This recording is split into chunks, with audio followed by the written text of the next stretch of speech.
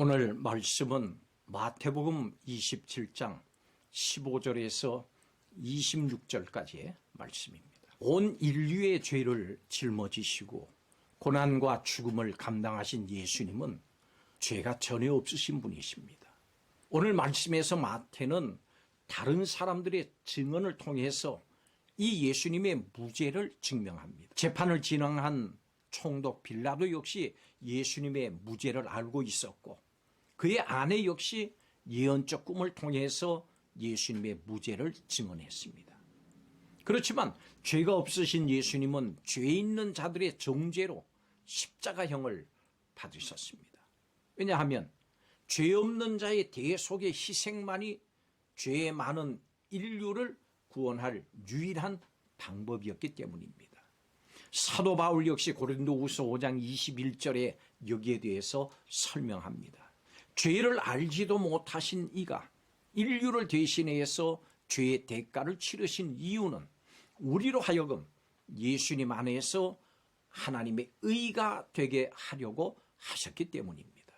극악무도한 죄인인 바라바가 풀려난 일 역시도 예수님이 죄인을 위해서 희생하신 그 사건을 상징적으로 보여줍니다. 우리 역시 극악무도한 죄인입니다마는 예수님의 고난과 죽으심으로 해방을 경험했습니다. 한편 예수님의 죽음에 가담해 놓고 그 책임은 회피하려고 하는 자들이 있었습니다. 유다는 자신이 받은 돈을 다시 던지고 스스로 목숨을 끊었습니다. 빌라도는 손을 씻으면서 예수님의 죽음과 자신은 상관이 없다고 주장을 했습니다. 대제사장과 장로들은 자기들의 손에 피를 묻히지 않으려고 군중을 동원했습니다. 심판을 받아야 할 불의한 인간들이 공의로운 심판자이신 예수님을 십자가에 못 박았습니다. 인간의 무지함과 죄로 인해서 예수님이 십자가형을 선고받으셨습니다마는 이것이 예수님의 실패를 의미하지는 않습니다. 오히려 이것은 오래전에 선지자를 통해서 예언된 고난받는 종의 모습입니다. 하나님은 인간의 모든 선과 악을 뛰어넘어서 홀로 존재하시고 당신의 계획을 성취하십니다. 우리의 연약함과 부족함은 혹은 우월함이 하나님의 역사에 도움이 되거나 또 해가 되지 않습니다. 하나님은 당신의 계획을 우리가 예측할 수 없는 방법으로 신실하게 이루십니다. 성도 여러분, 역사의 무대에서 가장 위대하고 놀라운 사건은 예수 그리스도의 십자가입니다. 모든 이들을 구원으로 인도하는 복된 십자가입니다마는 그 십자가 앞에서 악한 짓을 벌인 자들도 있습니다. 모든 사람은 그 십자가 때문에 멸망하든지 아니면 그 십자가 때문에 영원한 생명을 얻습니다. 오늘 말씀을 통해서 예수님을 십자가에 넘겨준 빌라도와 군중들, 그리고 예수님의 은혜로 살림을 받은 바라바를 살펴보면서 은혜를 나누겠습니다. 첫째로 총독 빌라도는 예수님을 십자가형에 넘겼습니다.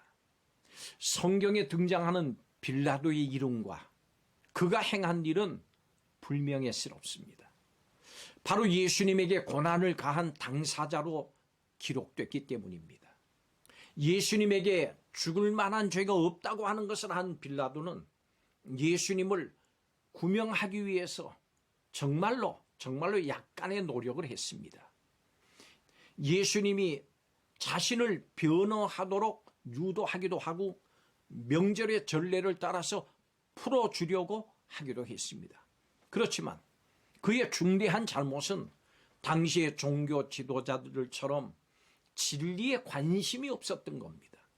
빌라도는 그저 자기의 인기와 권력을 유지하는 것이 더 중요했습니다. 그것이 진리보다 더 중요했습니다. 십자가에 못 박으라고 거세게 압박하는 군중에게 결국 예수님을 내어주는 그 모습에서 이 사실이 분명하게 드러납니다.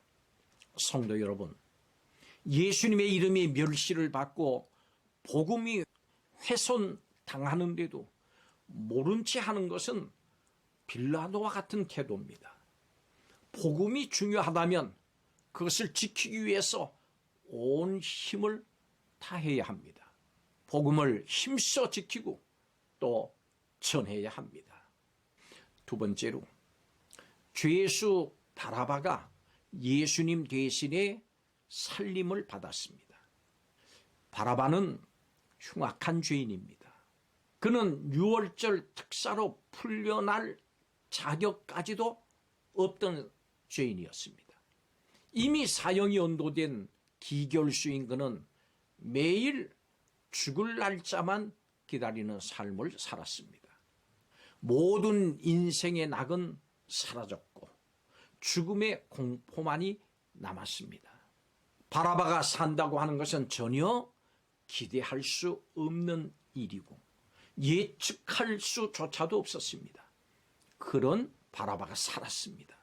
생명을 얻었습니다. 바라바와 아무런 관계가 없던 예수님이 죽으시고 바라바가 살아난 겁니다. 이 바라바가 바로 우리입니다. 바라바가 살기 위해 산 것은 그야말로 아무것도 없습니다. 우리의 구원도 나의 공로와 노력과는 아무 상관이 없습니다. 오직 예수님 때문에 내가 살았습니다. 예수님으로 인해서 영원한 생명을 얻었습니다. 성도 여러분, 언제라도 이 사실을 잊어서는 안 됩니다. 마지막 세 번째로, 유다 백성들은 예수님을 죽이라고 외쳤습니다. 여기 모인 군중 가운데는 예수님의 가르침을 직접 듣고 은혜를 받은 사람들이 있었을 겁니다. 또 예수님께 병고침을 받은 자도 있었을 겁니다. 예수님이 주신 떡을 먹은 자도 있었을 겁니다.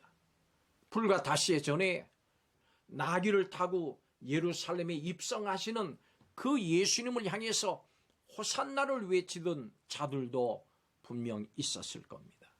그렇지만 빌라도의 법정 앞에서 그 사람들 모두는 예수님을 십자가에 못 박으라고 외칩니다. 그들은 예수님의 사역을 보고 체험을 했습니다만 믿지는 않았습니다. 자신의 유익을 위해서 예수님을 따랐습니다.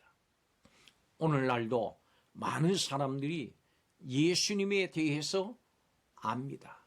그러나 모두 예수님을 믿는 것은 아닙니다. 만일 육신의 필요를 얻기 위해서 예수님을 따른다면 우리는 언제라도 이들처럼 예수님을 죽이라고 소리칠 수도 있습니다. 이 모든 일에 예수님은 침묵하심으로 이 모든 일이 하나님의 뜻에 따라서 일어나고 있다고 하는 것과 하나님의 뜻에 복종하겠다고 하는 그 의지를 보이셨습니다. 예수님에게 십자가형이 선고되던 그날 예수님을 살리기 위해서 나선 사람은 아무도 없었습니다. 슬퍼하며 안타까워하는 여인들만이 있었을 뿐입니다. 오늘 이 시대에도 예수님을 반대하고 그의 몸된 교회를 박해하려고 하는 사탄과 세속주의가 활개를 칩니다. 바로 이때가 여러분과 제가 담대하게 예수님과 복음을 증언할 때입니다. 오늘이 바로 그때입니다. 기도하겠습니다. 십자가에 예수님을 못 박은 빌라도의 비겁함이, 대제사장들의 악함이, 유다 군중의 무지함이 저와 공동체 안에 여전히 남아 있지 않은지를 돌아봅니다. 우리가 무엇을 선택할 때 항상 하나님의 뜻과 진리가 기준이 돼서 하나님과 진리 편에 서게 하시고 어떤 대가를 치르더라도 담대해서 하나님의 뜻에 순종하는 우리 모두 성도가 되게 하여 주시옵소서. 감사드리며 예수님의 이름으로 기도하옵나이다. 아멘.